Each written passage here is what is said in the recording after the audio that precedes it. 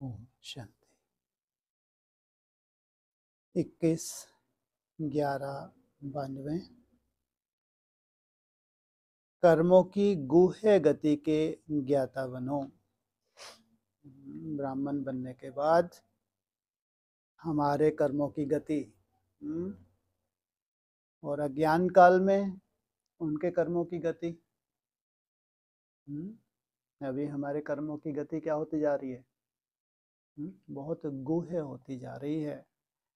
श्रेष्ठ कर्म है तो उसका भी फल कैसा मिलता है? श्रेष्ठ श्रेष्ठ।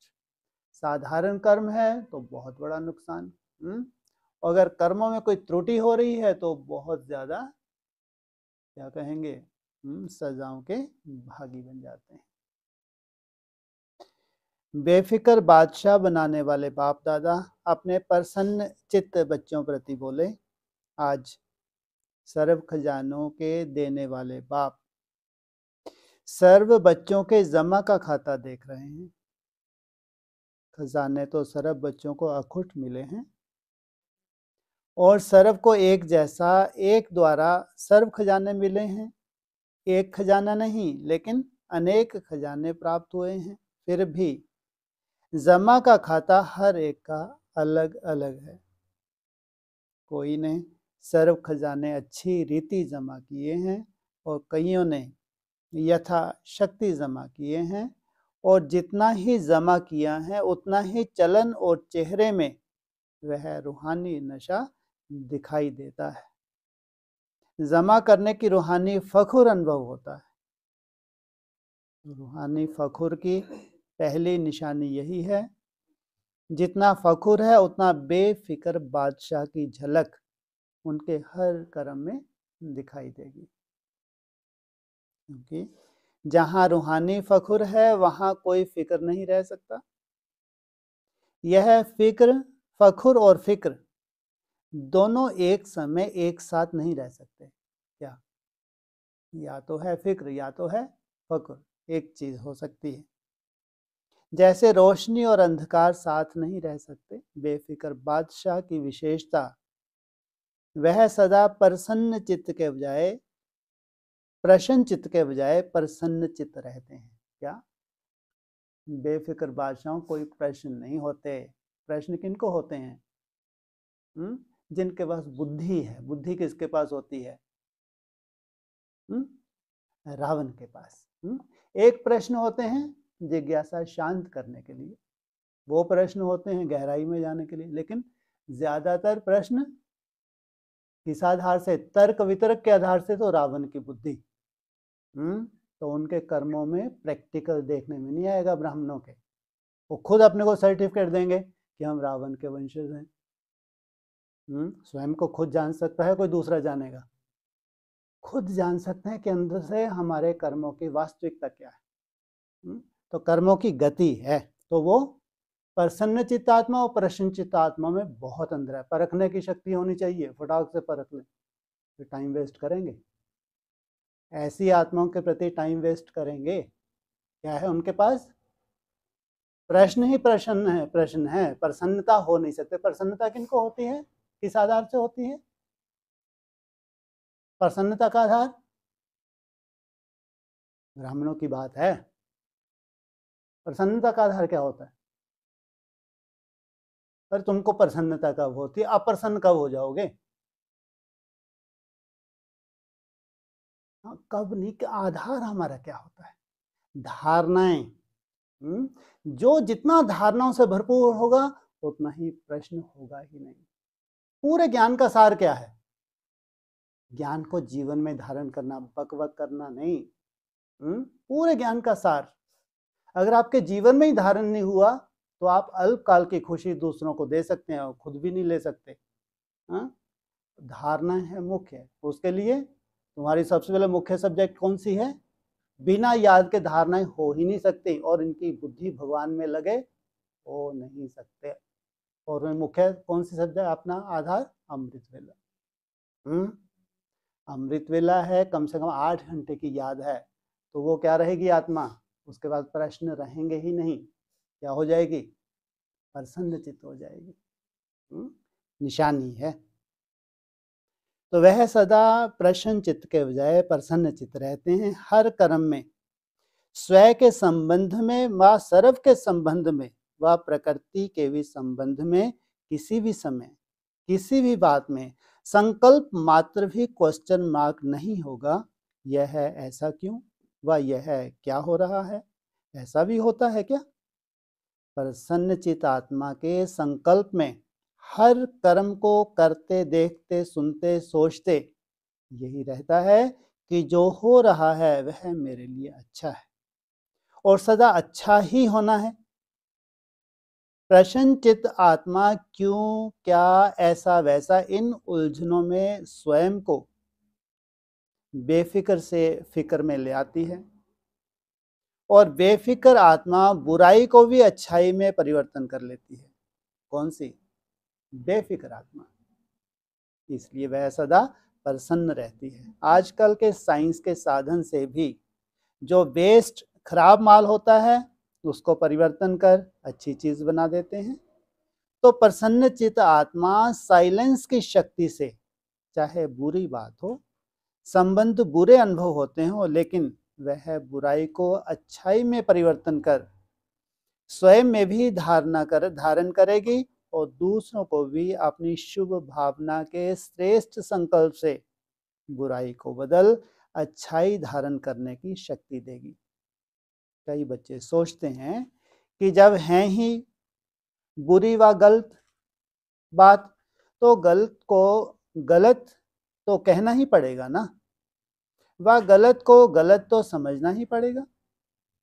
लेकिन गलत को गलत समझना, यह समझने के हिसाब से समझा, वह राइट और रॉन्ग समझना, जानना अलग बात है। लेकिन नॉलेजफुल रूप से जानने वाले समझने के बाद स्वयं में किसी भी आत्मा की बुराई को बुराई के रूप में अपनी बुद्धि में धारण नहीं कर सकते।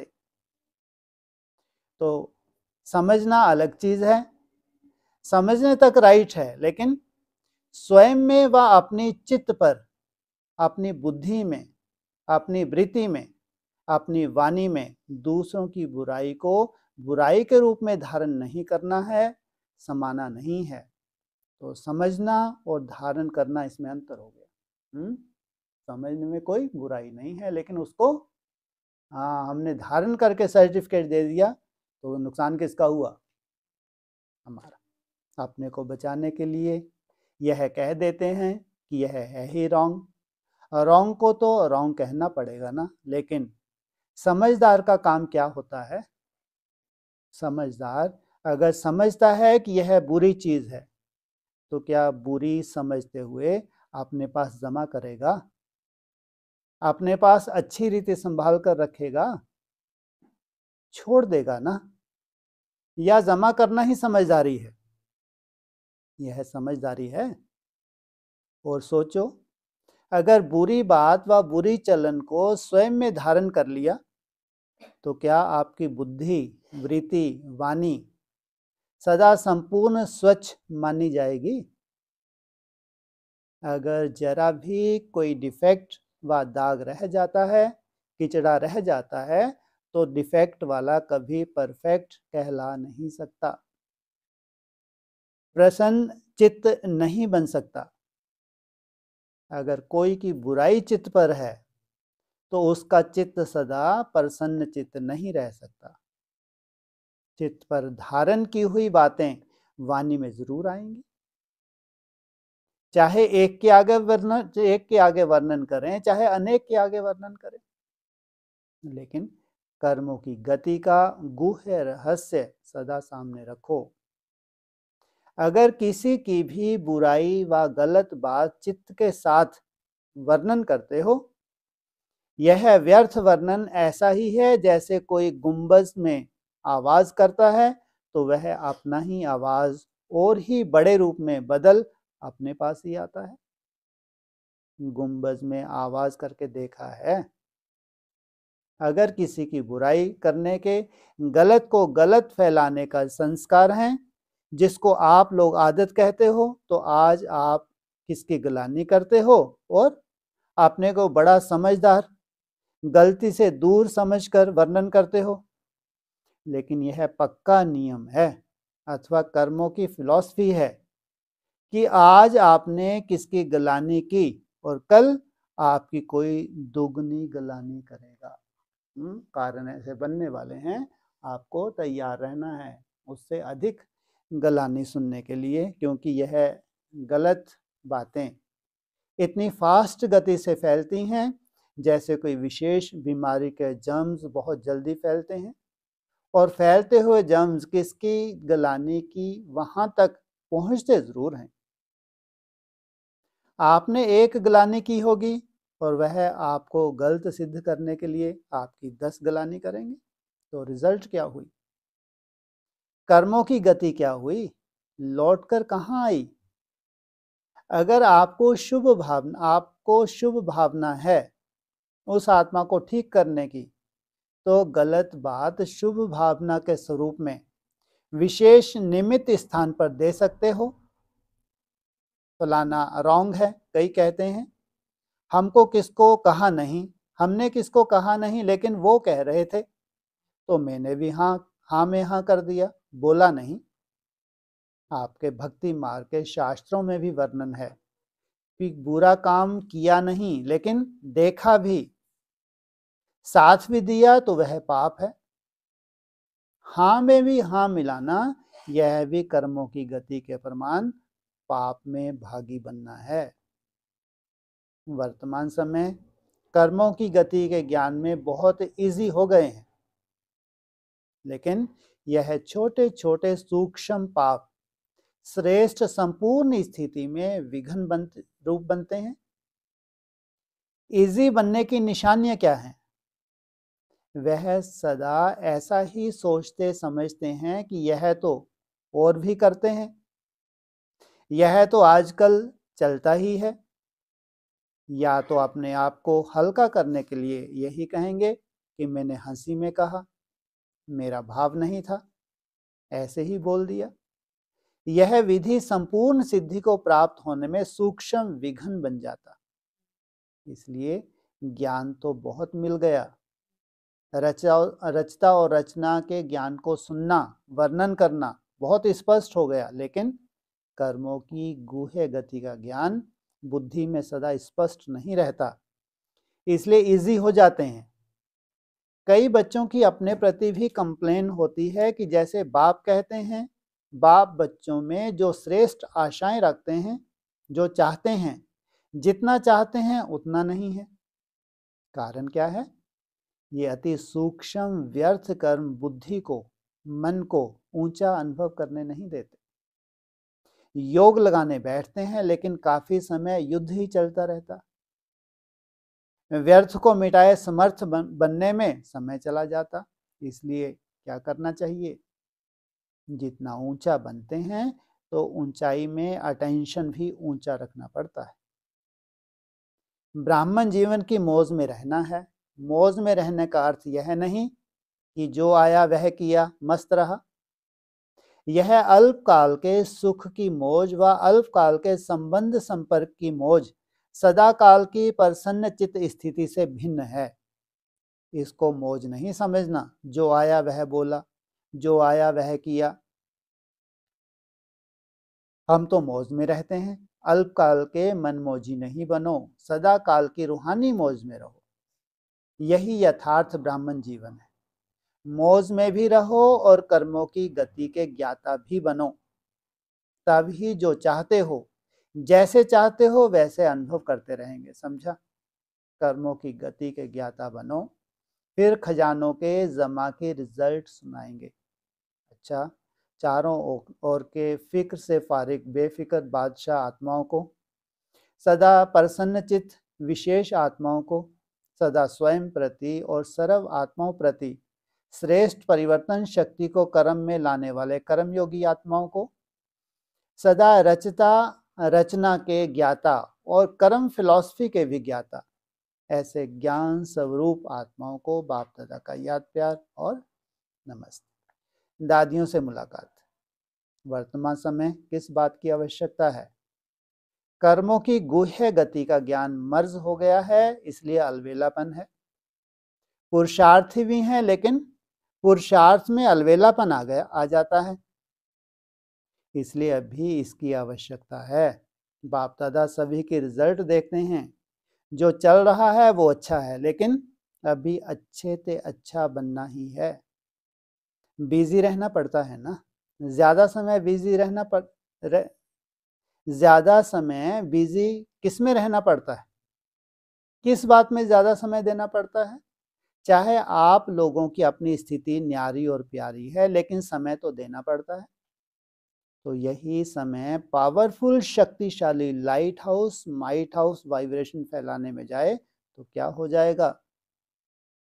संगठित रूप में यही वातावरण हो और कोई बात नहीं हो तो क्या वाइब्रेशन विश्व में या प्रकृति तक पहुंचेगा? अभी तो सभी लोग इंतजार कर रहे हैं कि कब हमारे रचता व मास्टर रचता संपन्न व संपूर्ण बन हम लोगों से अपनी स्वागत कराते, हम लोगों से अपनी स्वागत कराते। प्रकृति भी तो स्वागत करेगी ना, तो वह सफलता की माला से स्वागत करे। वो दिन आना ही है जब सफलता के बाजे बजेंगे, तब प्रत्यक्षता के बाजे बजेंगे। बजने तो हैं ही ना। अच्छा, दादी चंद्रमणि जी सेवा पर जाने की छुट्टी ले रही। ऑलराउंडर बनना ही श्रेष्ठ सेवा है, अच्छा है, चक्कर लगाते रहो। चक्कर लगाने का पार्ट बच्चों का ही है, बाप तो अव्यक्त रूप में लगा सकते हैं। साकार में भी चक्कर लगाने का पार्ट बाप का नहीं रहा, बच्चों का ही था। अच्छा, अव्यक्त बाप दादा की पर्सनल मुलाकात। विजय माला में आने के लिए तीव्र पुरुषार्थी बनो। तीव्र पुरुषार्थी आत्माएं ऐसे अनुभव करते हो, जब ब्राह्मण बने तो पुरुषार्थी तो हैं ही, तीव्र पुरुषार्थी व सिर्फ पुरुषार्थी हैं। अंतर है, एक है तीव्र पुरुषार्थी और दूसरा पुरुषार्थी। सुनने सुनाने वाले को पुरुषार्थी कहेंगे या तीव्र पुरुषार्थी कहेंगे? सुनना और सुनाना, उसके बाद क्या होता है? तीव्र पुरुषार्थी किसको कहेंगे? सुनने वाले को या बनने वाले को? जो माला का 16,108वां नंबर है, वह भी सुनता और सुनाता तो है ही, नहीं तो माला में कैसे आएगा? लेकिन 108 की माला में कौन आएंगे? 108 की माला का नाम है विजयी माला। 16,000 वाली माला का नाम विजय माला नहीं है। तो सुनना और सुनाना यह मेजॉरिटी करते हैं, लेकिन सुना और बना, इसको कहा जाता है तीव्र पुरुषार्थी। इधर सुनते जाएं और उधर बनते जाएं। तीव्र पुरुषार्थी 108 हैं और पुरुषार्थी 16,108 हैं। तो अपने आप को चेक करो कि तीव्र पुरुषार्थी हैं या पुरुषार्थी हैं। जो हैं जैसा है वह मेजॉरिटी अपने आप को जान सकते हैं। कोई थोड़े ऐसे हैं जो अपने को नहीं भी जानते हैं, रॉन्ग को राइट समझकर भी चलते जाते। मेजॉरिटी अपने मन में अपने आप को सत्य जानते हैं कि मैं कौन। इसलिए सदा अपने को देखो, दूसरों को नहीं। अपने पुरुषार्थ को चेक करो और तीव्र पुरुषार्थ में चेंज करो, नहीं तो फाइनल समय आने पर चेंज नहीं कर सकेंगे। उस समय पढ़ाई का समय समाप्त होने पर इम्तिहान के समय पढ़ाई का चांस नहीं मिलता। क्या कहा? अभी पढ़ाई का समय है, अभी लास्ट समय। पढ़ाई तो वैसे क्या होगी, 17 लास्ट में खत्म होगी, और ज़्यादा ज़्यादा एडवांस अगर पढ़ाई चली तो कब तक चली? 2022 तक लगभग पढ़ाई का समय। अब तो प्रैक्टिकल जो आत्माएं तैयार हो रही हैं, वो किस लिए तैयार हो रही हैं? ताकि अंतिम पेपर में वो पास विद ऑनर हो सकें। अगर कोई स्टूडेंट समझे एक प्रश्न का उत्तर नहीं आता है, किताब से पढ़कर उत्तर दें तो राइट होगा या रॉन्ग होगा, तो उस समय अपने को चेंज नहीं कर सकेंगे। जो है जैसा है वैसे ही प्रारब्ध प्राप्त कर लेंगे। लेकिन अभी चांस है, अभी टू लेट का बोर्ड नहीं है, नहीं लगा है, लेट का लगा है, लेकिन हो गए। टू लेट नहीं, लेट हो गए लेकिन टू लेट नहीं। इसलिए फिर भी मार्जिन है। कई स्टूडेंट 6 मास में भी पास विद ऑनर हो जाते हैं क्या? सोचो कैसी तीव्र गति होगी। 6 मास में भी पास विद ऑनर हो जाते हैं, तो लेकिन समय समाप्त होने के बाद कुछ नहीं कर सकते। बाप भी रहम करना चाहते तो भी नहीं कर सकते। भगवान भी चाहे तो कुछ नहीं हो सकता। कब तक कुछ नहीं हो सकता? कब नहीं होगा कुछ है? कब नहीं हो सकेगा कुछ? हाँ, जब टू लेट का बोर्ड लग जाएगा। चलो, यह अच्छा है, इसको मार्क्स दे दो। यह बाप कर सकता है, इसलिए अभी से चेक करो और चेंज करो। अलवेलेपन को छोड़ दो।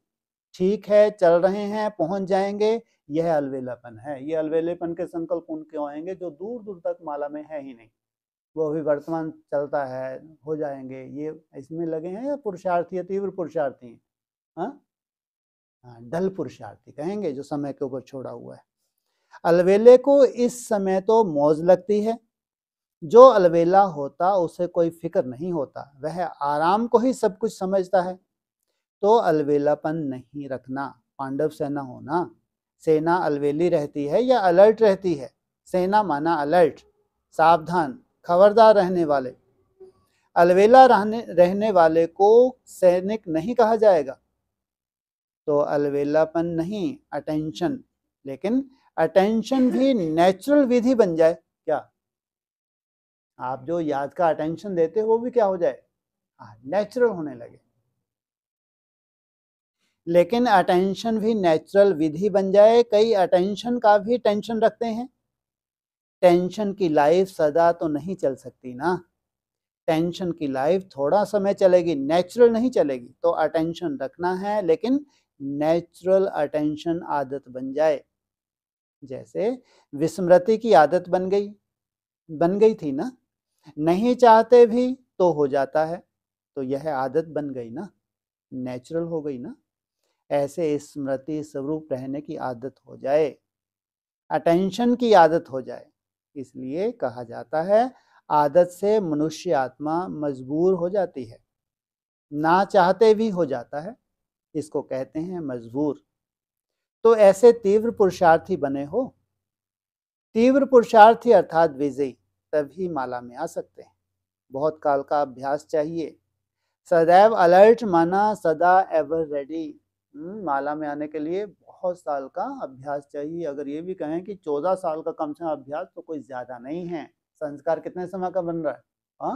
5000 वर्ष का संस्कार बनाना है। सोचो, अगर 14 साल भी कोई दिन रात एक करे तो बहुत कम समय में क्या पा लिया उसने? भरपूर हो गया। तो विनाश के समय तक रहेंगे या पहले भी जा सकते हैं? पहले भी जा सकते हैं ना। ढेर के ढेर ब्राह्मण विनाश तक रुक रहे हैं या जा रहे हैं? अभी तो आगे बहुत मृत्यु होनी है ब्राह्मणों की। अकाल मृत्यु बहुत ब्राह्मणों की होने वाली है। सोचो आप, इविल सोल ढेरों में प्रवेश करने वाली है। सोचो, ये ब्राह्मणों की बात है। अवज्ञाएं की हैं तो इविल सोल इनमें प्रवेश करके इनको ले जाएगी। ऐसे ढेर के ढेर केसेस ब्राह्मणों के देखेंगे, दुनिया की तो बात ही नहीं। तो विनाश के समय तक रहेंगे या पहले भी जा सकते हैं? पहले भी जा सकते हैं ना, इसलिए एवर रेडी। विनाश आपका इंतजार करे, आप विनाश का इंतजार नहीं करो। सोचो कितनी वंडरफुल आत्माएं हैं।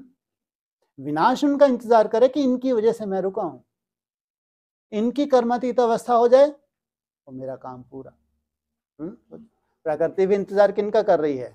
सोचो, कुछ थोड़ी सी आत्मा है, उनकी कर्मातीत अवस्था का बहुत गहरा संबंध है। क्या ये 14 साल में वो कर्मातीत नहीं बनेंगी? सोचो आप। विनाश को कोई दुनिया की ताकत रोक सकती है? पूरा वर्ल्ड नर्क बनने जा रहा है, पूरा वर्ल्ड। वो कहाँ? छोटा सा स्वर्ग।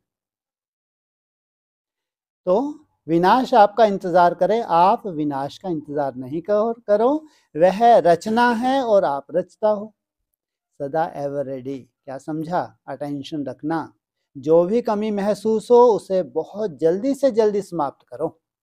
संपन्न बनना अर्थात कमजोरी को खत्म करना। ऐसे नहीं यहाँ आए तो यहाँ के, वहां गए तो वहां के।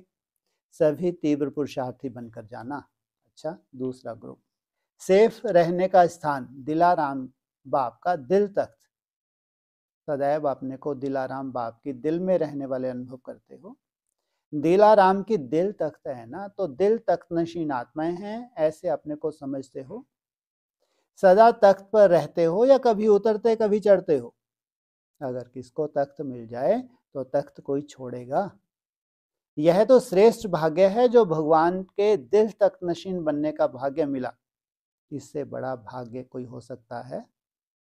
ऐसे प्राप्त हुए श्रेष्ठ भाग्य को भूल तो नहीं जाते। सदैव तख्त नशीन आत्माएं हैं, इस स्मृति में रहो।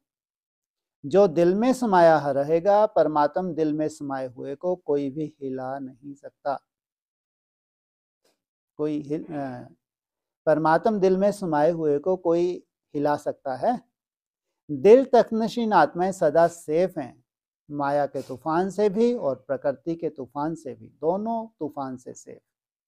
ना माया की हलचल हिला सकती है, ना प्रकृति की हलचल हिला सकती है। ऐसे अचल हो या कभी कभी अचल, कभी कभी हिलते हो।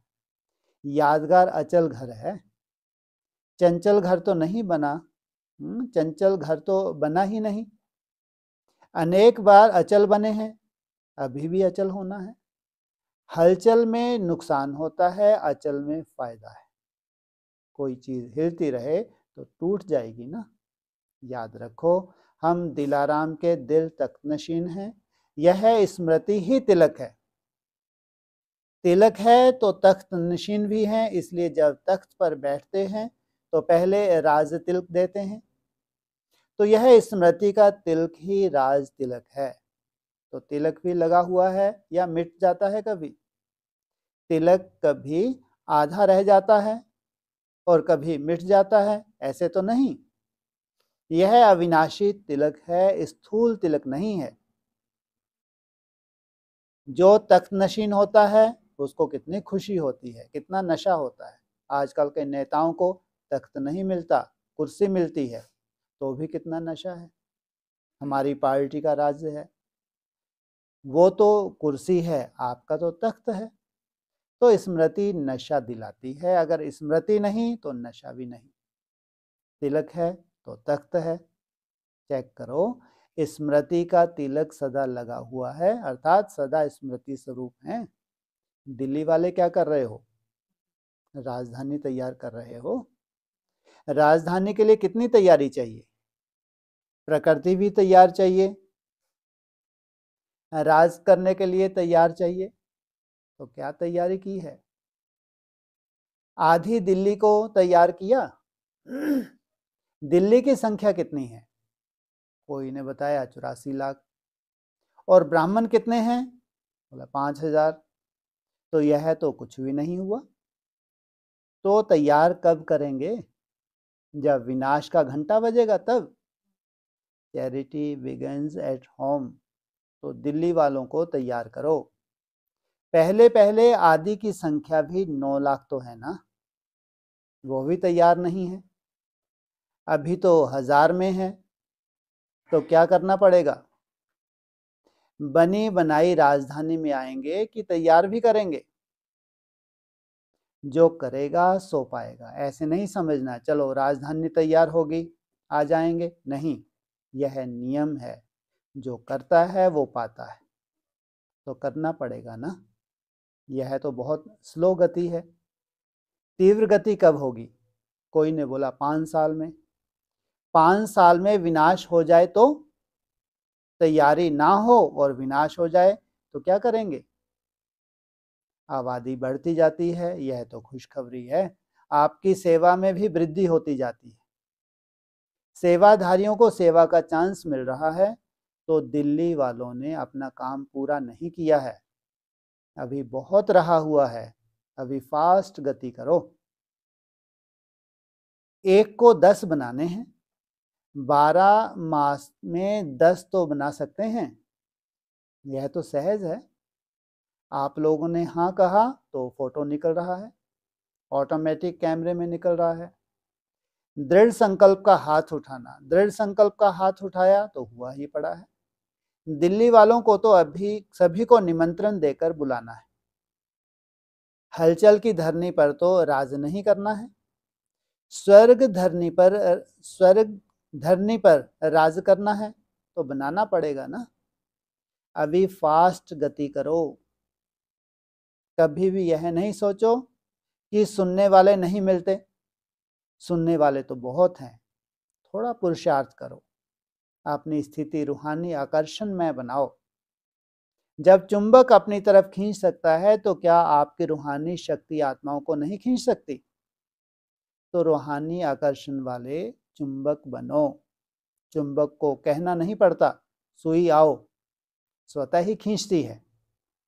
रूहानी आकर्षण स्थिति स्वतः ही आकर्षित करती है, मेहनत नहीं करनी पड़ती।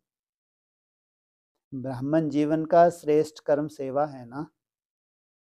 और तो सब निमित्त मात्र हैं, लेकिन ब्राह्मण जीवन का श्रेष्ठ कर्म सेवा है। सेवाधारी होना, अचल बनो, अचल बनाओ, सदा संतुष्ट। प्रोग्राम करो, यह बहुत अच्छा। प्रोग्राम अर्थात प्रोग्रेस। तीसरा ग्रुप, सहयोग का आधार एक की याद। सदा सहज पुरुषार्थ की विधि क्या है? सहज पुरुषार्थ का अनुभव है। क्या विधि अपनाई जो सहज हो गया? एक को याद करना, यह है सहज विधि। क्योंकि अनेकों को याद करना मुश्किल होता है, लेकिन एक को याद करना तो सहज है। सहज योग का अर्थ ही है एक को याद करना। एक बाप दूसरा ना कोई, ऐसा है? या बाप के साथ और भी कोई है? कभी कभी देह अभिमान में आ जाते हो। जब मेरा शरीर है तो याद आता है, लेकिन मेरा है ही नहीं तो याद नहीं आता। तन मन धन तेरा है या मेरा है? जब मेरा है ही नहीं तो याद क्या आता? देह भान में आना, बॉडी कॉन्शियस में आना, अर्थात मेरा शरीर है। लेकिन सदैव यह याद रखो कि मेरा नहीं, बाप का है। सेवा अर्थ बाप ने ट्रस्टी बनाया है, नहीं तो सेवा कैसे करेंगे? शरीर तो चाहिए ना, लेकिन मेरा शरीर नहीं, ट्रस्टी है। मेरापन है तो गृहस्थी और तेरापन है तो ट्रस्टी। ट्रस्टी अर्थात डबल लाइट। गृहस्थी को मेरे मेरे का कितना बोझ होता है। मेरा घर, मेरे बच्चे, मेरे पोत्रे, लंबी लिस्ट होती है, बोझ है। ट्रस्टी बन गए तो बोझ खत्म। ऐसे बने हो या बदलते रहते हो? जब है ही कोई नहीं, एक बाप दूसरा ना कोई, तो क्या याद आएगा? सहज विधि क्या हुई? एक को याद करना, एक में सब कुछ अनुभव करना। इसलिए कहते हो ना कि बाप ही संसार है। संसार में सब कुछ होता है ना। जब संसार बाप हो गया तो एक की याद सहज हो गई ना। मेहनत का काम तो नहीं है ना। आधा कल्प मेहनत की, ढूंढना, भटकना, नहीं किया क्या? हाँ, यही किया ना। तो मेहनत करनी पड़ी ना। अभी बाप दादा मेहनत से छुड़ाते। अगर कभी किसी को भी मेहनत करनी पड़ती है तो उसका कारण है अपनी कमजोरी। कमजोर को सहज काम भी मुश्किल लगता है, और जो बहादुर होता है उसको मुश्किल काम भी सहज लगता। कमजोरी मुश्किल बना देती है, सहज है सहज। तो बाप क्या चाहते हैं? सदा सहज योगी बनकर चलो। सदा सहज योगी अर्थात सदा खुश रहने वाले। सहज योगी जीवन अर्थात ब्राह्मण जीवन। पक्के ब्राह्मण हो ना। सबसे भाग्यवान आत्माएं हैं, यह खुशी रहती है। आप जैसा खुश और कोई संसार में होगा? तो सदा क्या गीत गाते हो? वह मेरा श्रेष्ठ भाग्य। यह गीत गाना सभी को आता है क्योंकि मन का गीत है, तो कोई भी गा सकता है और सदा गा सकता है। वह मेरा भाग्य कहने से भाग्य विधाता बाप स्वतः ही याद आता है। तो भाग्य और भाग्य विधाता, इसी को ही कहा जाता है सहज याद। सहज सहज करते मंजिल तक पहुंच जाएंगे। अभी आंध्रा वालों को संख्या बढ़ानी है। हम जिनको जगाएंगे तो दुआएं मिलेंगी। किनको? आंध्रा वाले कौन है? हाँ, जिनके पास आंख नहीं है सच्चाई की। लेकिन जब बाप के बनते हैं तो लास्ट तो फास्ट, फास्ट तो फर्स्ट जाते हैं। तो भटकती हुई आत्माओं को रास्ता दिखाना यह है बड़ा पुण्य का काम है। आंध्रा की विशेषता क्या है? एजुकेटेड लोग बहुत होते हैं। तो ऐसे एजुकेटेड जो लोग निकालो जो सेवा में आगे बढ़ें। ऐसा कोई आंध्रा में निमित्त बनाओ जो अनेकों को जगाए। चौथा ग्रुप, परमात्मा प्यार प्राप्त करना है तो न्यारे बनो। सदा अपने को रूहानी रूहे गुलाब समझते हो। रूहानी रूहे गुलाब अर्थात सदा रूहानियत की खुशबू से संपन्न आत्मा। जो रूहे गुलाब होता है उसका काम है सदा खुशबू देना, खुशबू फैलाना। गुलाब का पुष्प जितना खुशबूदार होता है उतने कांटे भी होते हैं, लेकिन कांटों के प्रभाव में नहीं आता। कभी कांटों के कारण गुलाब का पुष्प बिगड़ नहीं जाता, सदा कायम रहता है। कांटे हैं लेकिन कांटों से न्यारा और सभी को प्यारा लगता है। स्वयं न्यारा है तब प्यारा लगता है। अगर खुद ही कांटों के प्रभाव में आ जाए तो उसे कोई हाथ में नहीं लाएगा, हाथ भी नहीं लगाएगा। तो रूहानी गुलाब की विशेषता है किसी भी प्रकार के कांटे हों, छोटे हों बड़े हों, हल्के हों तेज हों, लेकिन हो सदा न्यारे और बाप के प्यारे। प्यारे बनने के लिए क्या करना पड़े? न्यारापन प्यारा बनाता है। अगर किसी भी प्रभाव में आ गए तो ना बाप के प्यारे ना परिवार के प्यारे। अगर सच्चा प्यार प्राप्त करना है तो उसके लिए न्यारा बनो। सभी हद की बातों से अपनी देह से न्यारा बनो। जो अपनी देह से न्यारा बन सकता है वही सबसे न्यारा बन सकता है। क्या कहा? जिसकी देह ही अपनी नहीं है तो अब कोई देहधारी तो कहीं लग ही नहीं रहा। कई सोचते हैं हमको इतना प्यार नहीं मिलता जितना मिलना चाहिए। क्यों नहीं मिलता? क्योंकि न्यारे नहीं है। नहीं तो परमात्म प्यार अखुट है, अटल है, इतना है जो सर्व को प्राप्त हो सकता है। लेकिन परमात्म प्यार प्राप्त करने की विधि है न्यारा बनना। विधि नहीं आती तो सिद्धि भी नहीं मिलती। कई बच्चे कहते हैं बाबा से मिलन मनाना चाहते हैं लेकिन अनुभव नहीं होता। रूह रेहान करते हैं लेकिन जवाब नहीं मिलता। कारण क्या? पहले न्यारे बने जो प्यार मिले। प्यार प्राप्त करने का फाउंडेशन अगर पक्का है तो प्राप्ति की मंजिल प्राप्त ना हो यह हो नहीं सकता। क्या कहा? प्यार प्राप्त करने का फाउंडेशन अगर पक्का है तो प्राप्ति की मंजिल प्राप्त ना हो नहीं सकता। क्योंकि बाप की गारंटी है, गारंटी है एक बाप। आप एक बात आप करो बाकी मैं करूं। एक बात मुझे दिल से याद करो, मतलब से नहीं। कोई विघन आएगा तो 4 घंटे योग लगाएंगे और विघन खत्म हुआ तो याद भी खत्म। तो यह मतलब की याद हुई ना। इच्छा पूर्ण करने के लिए याद नहीं, अच्छा बनकर याद करना है। यह काम हो जाए इसके लिए याद करूं, ऐसे नहीं। पात्रवान परमात्म प्यार का अनुभव कर सकते हो। रूहानी गुलाब अर्थात परमात्म प्यार की पात्र आत्माएं। परमात्म प्यार के आगे आत्माओं का प्यार क्या है? कुछ भी नहीं। जब परमात्म प्यार के अनुभवी बनते हो तो दिल से क्या निकलता है? कौन सा गीत गाते हो? पा लिया और कुछ नहीं रहा। ऐसे प्राप्ति के अधिकारी आत्मा बनो। पात्र की निशानी है प्राप्ति होना। अगर प्राप्ति नहीं होती, कम होती है तो समझो पात्र कम है। क्योंकि देने वाला तो दाता है और अखुट खजाना है, तो क्यों नहीं मिलेगा। पात्र योग्य है तो प्राप्ति भी सब है। सदा मेरा बाबा तो प्राप्ति भी सदा होगी। कभी भी किसी भी हद के प्रभाव से न्यारा रहना ही है, कभी प्रभाव में नहीं आना। फिर बार बार पात्र बनने का अभ्यास नहीं। फिर बार बार पात्र बनने का अभ्यास माना मेहनत करनी पड़ती। इसलिए सदा हद के प्रभाव में न आकर सदा बेहद के प्राप्तियों में मगन रहो। चेक करो, रूहानी गुलाब सदा रूहानियत की खुशबू में रहता हूँ, न्यारा रहता हूँ, प्यार के पात्र बनता हूँ। अभी पाने का समय है। हद की प्राप्तियां अर्थात गवाना, बेहद की प्राप्ति अर्थात जमा होना। अच्छा, 5वां ग्रुप, स्वराज का तिलक ही भविष्य के राज तिलक का आधार है। सभी अपने को विजय रत्न अनुभव करते हो।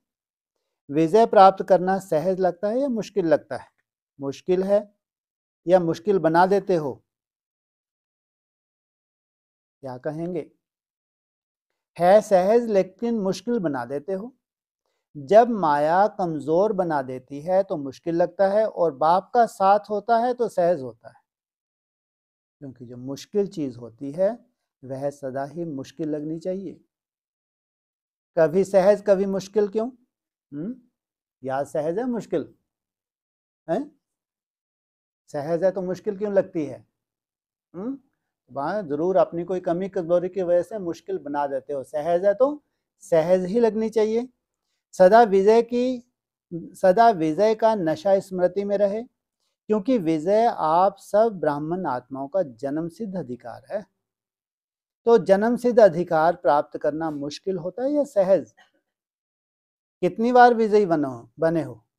तो कल्प कल्प की विजयी आत्माओं के लिए फिर से विजयी बनना मुश्किल होता है क्या?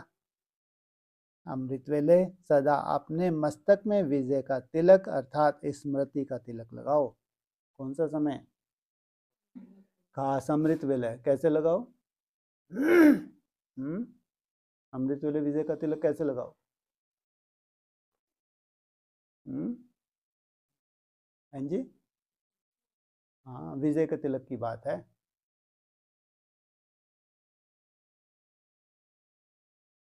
हाँ जी, हाँ। अमृत वेले अपना टारगेट फिक्स करो, और आपको अपनी दिनचर्या भी मालूम है, उस दिनचर्या के प्रमाण आपको मालूम है कहाँ कहाँ बिजी होने से कहीं ना कहीं याद से विस्मृति हो जाती है। वहाँ कैसे मेरे को योग युक्त रहना है, पूरी अपनी दिनचर्या को सुबह से ही सेट करो। कर्म करते करते भी कैसे हम अपने से संतुष्ट रहें। हर आधे आधे घंटे का नोट करते हो ना, तो आधे घंटे में कैसी अवस्था हो कर्म करते हुए भी एकदम भगवान की याद में मस्त। ये प्रोग्राम सुबह से अमृत वेले बनाओ।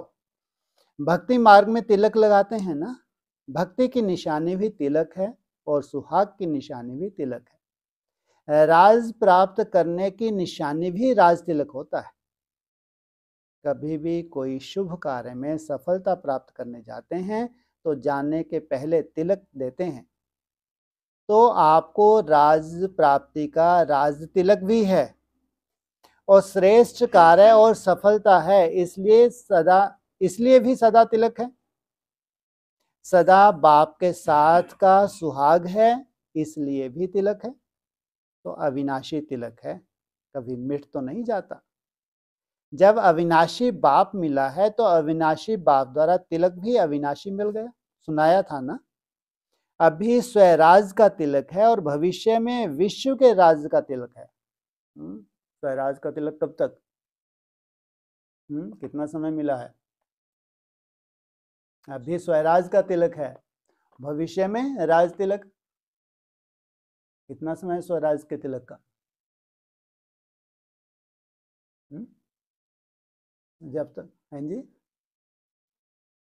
हाँ, अब ये 3-4 साल का समय ये है स्वराज अधिकारी बनने का। उसके बाद बोला ही है, भविष्यवाणी भी तो की। बाबा ने बोला नहीं बोला क्या आ जाएगा? रामराज आ जाएगा। तो अगर रामराज आना है 27 के आसपास तो स्वराज अधिकारी तो बनेंगे नहीं बनेंगे? स्वराज मिला है कि मिलना है? कभी गवा भी देते हो? सदैव फलक से कहो कि हम कल कल्प के अधिकारी हैं ही। इस समय स्वराज अधिकारी और भविष्य में विश्व राज अधिकारी, और फिर द्वापर कलयुग में पूजनीय के अधिकारी बनेंगे। इसलिए पूज्य अधिकारी आप सबकी पूजा होगी। आपने मंदिर देखे हैं? डबल विदेशियों का मंदिर है। दिल वाला मंदिर में आप बैठे हो, क्योंकि जो ब्राह्मण बनते हैं वो ब्राह्मण देवता बनेंगे और देवताओं की पूजा होगी। अगर पक्के ब्राह्मण हो तो पक्का ही पूजन होगा, कच्चे ब्राह्मण हैं तो शायद पूजन होगा। डबल विदेशी सभी पक्के हो, पक्के थे, पक्के हैं और पक्के रहेंगे, ऐसे है ना। अच्छा, सभी पक्के हो, अनुभवी बन गए ना। अनुभवी कभी धोखा नहीं खाते। देखने वाले, सुनने वाले धोखा खा सकते हैं, लेकिन अनुभव की अथॉरिटी वाले धोखा नहीं खा सकते। हर कदम में नया नया अनुभव करते रहते हो, रोज नया अनुभव। उमंग उत्साह वाले हो ना। उमंग उत्साह यही उड़ती कला के पंख हैं। कभी उमंग उत्साह कम हुआ अर्थात पंख कमजोर हो गए। अच्छा, जो भी अभी तक किसी ने नहीं किया है वह करके दिखाओ, तब कहेंगे नवीनता। क्या? हाँ, मेले किए, प्रदर्शनियां की, मेगा प्रोग्राम किए बड़े बड़े। जो सबने किया वही हमने किया, जो किसी ने ना किया वो करके दिखाओ, इसको कहेंगे नवीनता। सेंटर खोलना, फंक्शन करना, यह तो सभी करते हैं। जैसे बाप को रहम आता है कि भटकती हुई आत्माओं को ठिकाना दें, तो बच्चों के मन में भी यही रहम आना चाहिए। तो अभी ऐसा कोई नया साधन निकालो जिससे अनेक आत्माओं को संदेश मिल जाए। अच्छा, ओम शांति।